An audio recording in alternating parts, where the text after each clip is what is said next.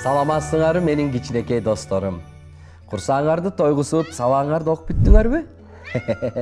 Эми тамак ичкенден дароо уктабаш керек экен. Ары бери басып, тамакты сиңириш керек. Же болбосо менин жомогумду угуп, кыялга батып, жомокту талдап отурсаңар, тамак өзүнөн өзү сиңет. Анан жакшы уктайсыңар. Сүйлөштүкпү? Анда кулак түрсөңөр силерге бүгүн бир тууган Гриммдердин Олуя дарыгер деген кызыктуу жомогун айтып беремин. Илгери өткөн замандардын биринде бир дыйкан болуптур. Анын аты Чаян экен. Күндөрдүн биринде ал эки өгүз кошкон араба менен шаарга отун алып барып, эки бир дарыгерге 12 күмүш тыйынга сатты. Дыйканга акча санап берип жатканда баягы дарыгер дасторкондо отурган. Дыйкан анын турмуш тиричилиги жетиштүү, оокаты кенен, жеп ичкени жетиштүү экенин көрүп, ошондой дарыгер болгусу келди. Ал бир аз отургандан кийин дарыгерге суроо узатты.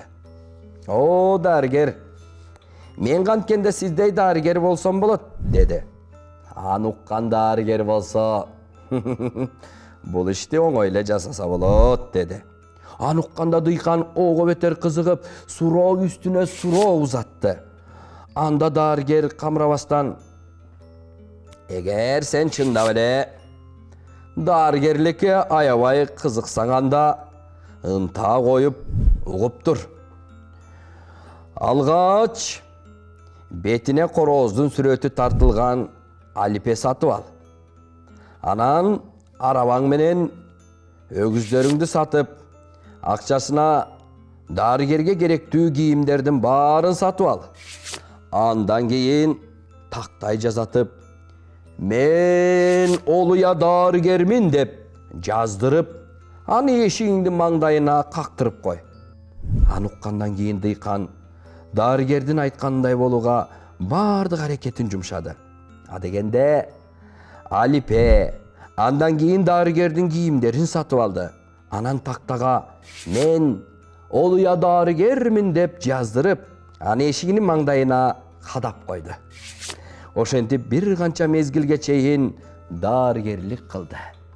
Бир бай төрөнүн акчасын уурлар уурдап кеткени туурасында сөз тарады. Ал акчасын табуу үчүн баардык аракетин жасап, акыры ага ушул айылда бир баардыгын билген дарыгер Олуя бар экенин кулагы чалды. Төрө көп өтпөй малайына арабасын айдатып алып, дыйкан Олуянын үйүнө келип түшүп калды.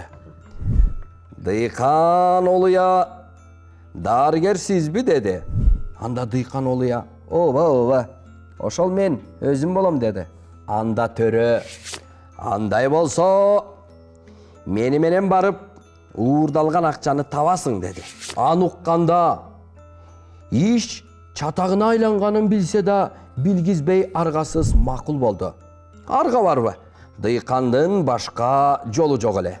Эмнеси болсо да аялымды кошо ала кетейин деп ойлоду да, болуптур.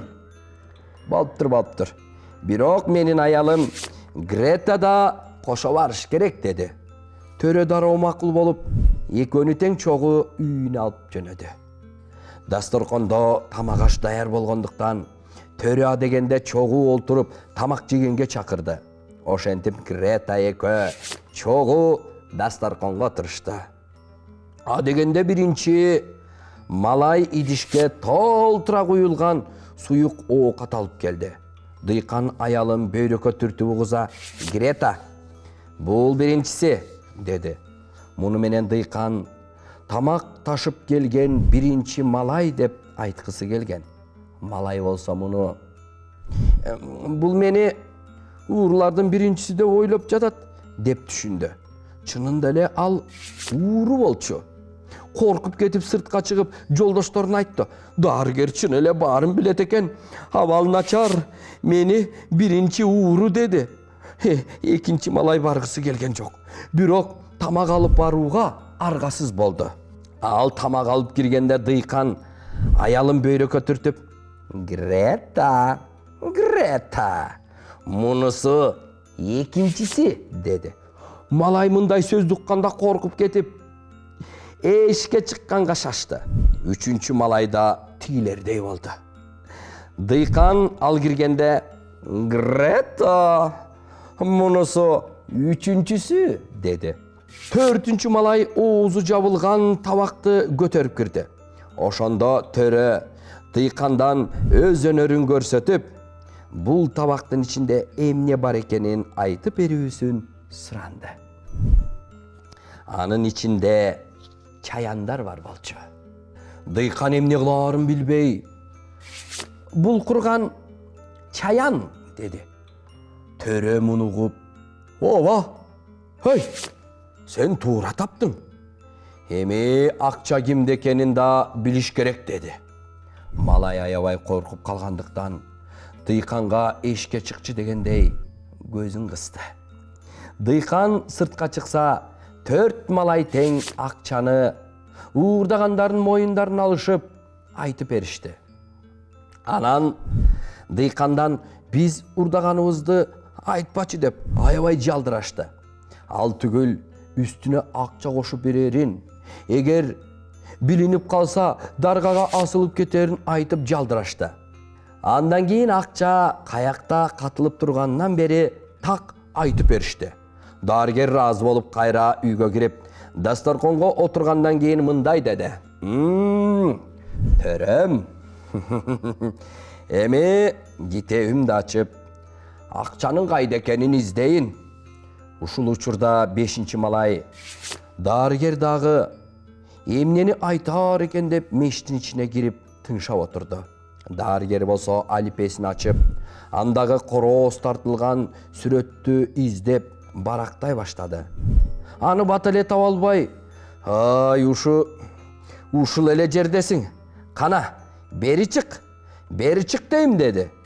Ошондо мештин ичиндеги малай өзү жөнүндө айтып жаткан экен деп ойлоп, коркуп кетип сыртка чыкты да, "Бул киши баарын билет экен, деп кыйкырды.